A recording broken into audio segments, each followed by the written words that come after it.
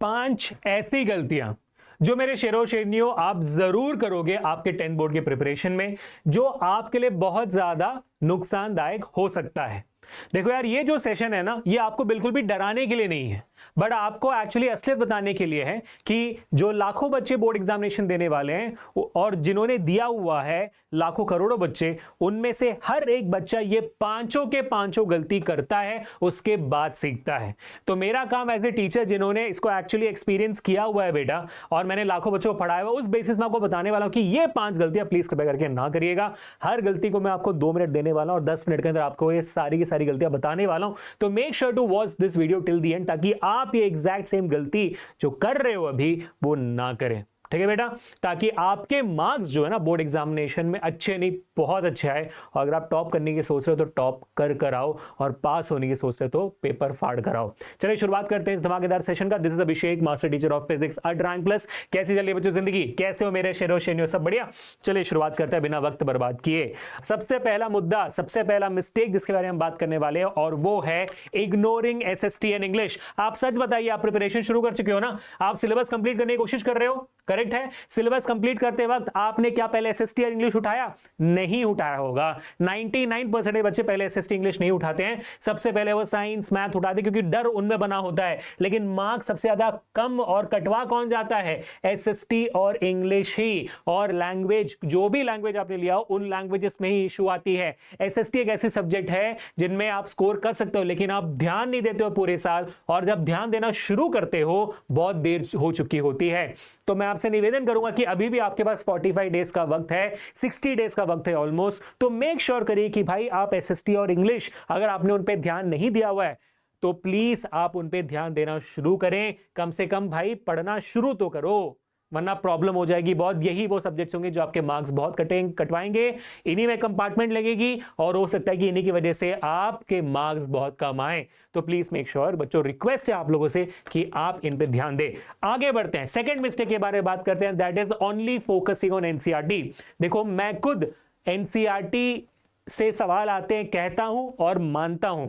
NCERT अगर आप line by line पढ़ते हो, या तो हमारे वन शॉट्स देकर कर लेते हो, एनसीईआरटी के एक्सरसाइज को ध्यान से करते हो, इंटेक्स कर लेते हो, तो आराम से आपके 80 to 100% आ सकते हैं। अगर आप एनसीईआरटी में कॉन्फिडेंट हो, आराम से आ सकते हैं। लेकिन क्या वो काफी है? नहीं। क्यों काफी नहीं है? क्योंकि एग्जामिनेशन में सिर्फ आपको जाकर जवाब लिखना नहीं होता, आपको अपने अंदर का कॉन्फिडेंस बढ़ाना होता है ना। क्योंकि बोर्ड एग्जामिनेशन में कॉन्फिडेंट होना बहुत इंपॉर्टेंट है। सवाल का वेरिएशन आ गया तो उस वेरिएशन को परफॉर्म करना बहुत इंपॉर्टेंट है। और कुछ कुछ सवाल थोड़े से ट्विस्टेड आ सकते हैं, तो उनको भी अटेम्प्ट करना इंपॉर्टेंट है। किस तरीके का पेपर पैटर्न आता है, किस तरीके की डिफिकल्टी आती है, कौन से चैप्टर से कौन सा टॉपिक इंपॉर्टेंट है, ये सारी चीजों का अंडरस्टैंडिंग आपको एनसीईआरटी सिर्फ करने से नहीं मिलेगा। आपको पीवाईक्यूज और सैंपल पेपर सॉल्व करना पड़ेगा।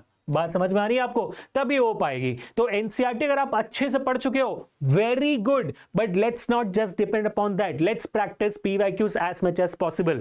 और जब मैं पीवाईक्यूज और सैंपल पेपर की बात करता हूं, तब आती है आपकी तीसरी सबसे इंटरेस्टिंग मिस्टेक, वो है स्टडीइंग फ्रॉम सैंपल पेपर। बेटा, सैंपल पेपर प्री बोर्ड्स के लिए काफी अच्छी है, बहुत आराम से आपको अच्छे मार्क्स मिलेंगे, क्योंकि बहुत सारे स्कूल्स में सैंपल पेपर को ही प्री बोर्ड्स में छाप दिया जाता है, तो उसमें सवाल आते हैं। लेकिन बोर्ड्स ऐसा नहीं है भाई। आप खुद सोचकर देखिए, सीबीएसई ने सैंपल पेपर निकाला और सीबीएसई बोर्ड पेपर बना रही है, तो क्या सैंपल पेपर के सेम सवाल वहां पर छापेगी? नहीं छापेगी गाइस। कॉमन सेंस की बात होगी ना ये। तो सीबीएसई सैंपल पेपर रिलीज क्यों करती है? सीबीएसई सैंपल पेपर रिलीज करती है to make you guys understand कि पेपर का पैटर्न क्या है, क्या होगा आपका पेपर पैटर्न, कितने एक मार्क के सवाल है, कितने सेक्शंस है भाई, सेक्शंस में कितने मार्क्स है, केस बेस्ड क्वेश्चंस कहां पे आते हैं, कॉम्पिटेंसी कहां पे आते हैं, ये सब समझाने के लिए आपको सैंपल पेपर दिया जाता है। आप पैटर्न समझिए, हाँ, और इंपॉर्टेंट क्वेश्चंस को समझिए, इंपॉर्टेंट टॉपिक्स को समझिए। लेकिन आपके सवाल जो रिपीटेड होते हैं वो पीवाईक्यूज के होते हैं।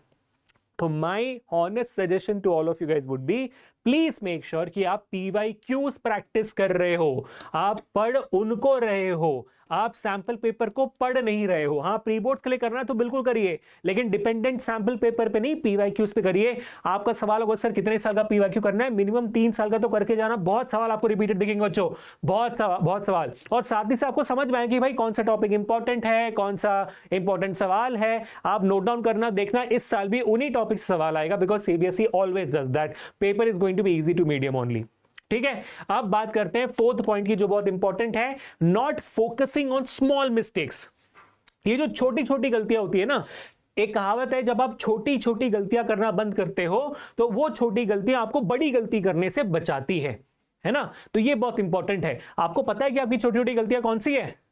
शायद नहीं पता हो। क्यों? क्योंकि हम उनको इग्नोर कर देते हैं।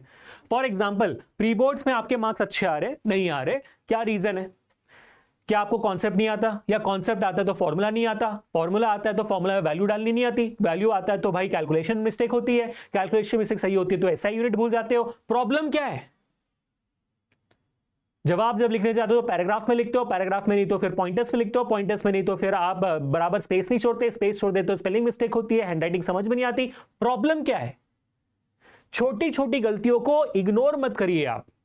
ये स्मॉल मिस्टेक्स को सुधारने के लिए 60 दिन काफी है। थोड़ा सा ध्यान अपने आप पे दोगे ना तो भाई फाड़ कर आ जाओगे पेपर, है ना। तो छोटी गलतियों को नुकसान मत पहुंचाना। मेरी गलती जो क्लास 10 में थी वो ये थी, मैंने एक शॉर्ट में बताया था कि मैं बहुत स्लो राइटर था, तो मेरे को एक्चुअली लिखने में बहुत वक्त लगता था, इसलिए मेरे को हर पेपर बहुत ज्यादा लेंथी लगता था। मैं भाई वो बच्चा होता था जो क्लास के लास्ट में बैठा रहेगा, पेपर खत्म होने के बाद भी 5 मिनट तक टीचर से लड़ता रहेगा, ma'am 2 minutes ma'am 2 minutes ma'am करके बोल रही ना, वो बच्चा मैं था। तो मेरे को अपनी हैंड राइटिंग प्रैक्टिस करनी पड़ी थी। तो मैं आपको एक्सपीरियंस से बता रहा हूं कि ये मत करना। आखिरी और सबसे इंपॉर्टेंट मिस्टेक पीपल जो आपको बिल्कुल छोड़ देनी है वो है नॉट रिवाइजिंग। आप बताओ, आप सिलेबस कंप्लीट कर लोगे, क्वेश्चंस प्रैक्टिस कर लोगे, कल एग्जाम है, काफी है। बड़े से बड़ा टॉपर इसलिए प्रॉब्लम में फंसता है क्योंकि इस बच्चे ने रिवाइज नहीं किया। ऐसे बहुत सारे सेशंस आपने देखे होंगे, मैंने ही बनाए हुए हैं कि भाई एक इंसान के लिए, नॉर्मल ह्यूमन बीइंग के लिए रिटेंशन पावर कितनी है, मेमोराइजिंग पावर कितनी है। आज जो आप पढ़ते हो कल एग्जैक्टली अभी कितना, भाई मैं रिकॉर्ड कर रहा हूं ये सेशन रात को 9 बजे, ठीक है, कल रात को 9 बजे जितना मैं अभी बोल रहा हूं आपको ना, या तो आप मेरी बात सुन रहे हो ना, उसमें से 80% चीजें आप भूल चुके होंगे। और रही बात फिर पढ़ाई की क्या चीज याद रहेगी आपको।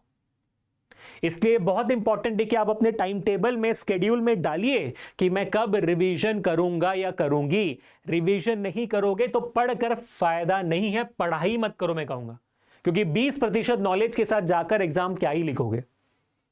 हाँ, ऑफ कोर्स सी बात है, हर एक बच्चे की brain capacity, brain power, memorizing technique सब अलग होती है ना, सब अलग होती है।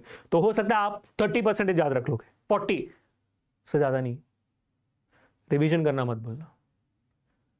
और इस पूरे जर्नी में हम आपके साथ हैं, और इसका सबूत है 800 सवाल का जो योद्धा टेस्ट सीरीज हमने बनाया हुआ है आपके लिए। यहां पर हजारों बच्चे ऑलरेडी योद्धा बन चुके हैं। उम्मीद कि आप उसमें से ऑलरेडी हो, अगर नहीं हो तो योद्धा टेस्ट सीरीज का लिंक डिस्क्रिप्शन में, जहां पर physics, chemistry, bio, mathematics, SST, English, Hindi, A&B, CA, IT, इन सारे सब्जेक्ट्स का 100 सवाल कुल मिलाकर 800 questions with CBSE competency questions, पिछले 15 साल के पीवाईक्यूज, और मेरे बच्चों सारे रेलेवेंट रेफरेंस बुक्स के हैंड पिक्ड क्वेश्चन, जो मोस्ट एक्सपेक्टेड क्वेश्चंस हमें लगते हैं कि आएंगे एनसीईआरटी से, एग्जाम्पलर से, रेफरेंस बुक से, वो सब कुछ हमने उसमें डाला हुआ है। और ये एज अ क्विज है जो आपको मिल जाएगा हमारे इस लिंक पे जो डिस्क्रिप्शन में है। जाइए, क्लिक करिए अभी के अभी, सिर्फ और सिर्फ 49 रुपीज में ये 800 सवाल लेकर जाइए। आप अगर कैलकुलेट करोगे ना, 800 डिवाइड बाई 49, 50 कर दोगे ना आप, तब भी तो 0 कट जाएगा, बचा कितना भाई? समझ रहे हो आप कि कितने कम में आपको पूरा का पूरा टेस्ट सीरीज दिया जा रहा है, कितने कम में भाई। 49 रुपीज का तो आप चिप्स पैकेट खा लेते हो यार। Let's give that 49 rupees to your future, to your education. मिलते हैं अगले सेशन में guys. This is Abhishek signing off for today. Until meet the next time, पढ़ते रहो। पीस।